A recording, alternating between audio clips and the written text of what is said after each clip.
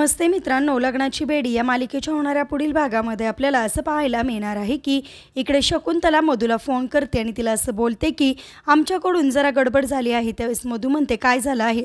त्यावेळेस शकुंतला म्हणते माझ्या इथे CBIची रेड पडली होती, त्यावेळेस त्यांना मी सगळं काही सांगितलं आणि जे काही घडले ते सगळं काही मधूला सांगते।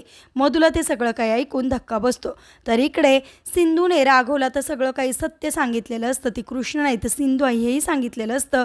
त्याचबरोबर मधुनी जे जे आत्तापर्यंत पाप केलेले आहेत ते सगळं काही सांगून अंकुर जिवंत असल्याचं सत्यसुद्धा सांगितलेलं असतं।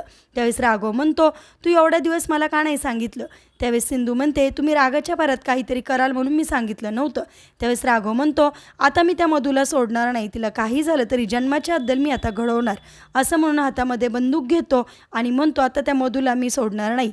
आता कशा प्रकारे राघव मधीचा शेवट करणार आणि त्याच्या अंकुर आणि सावीला सोडून आणणारे पाहणे सुद्धा इंटरेस्टिंग आहे।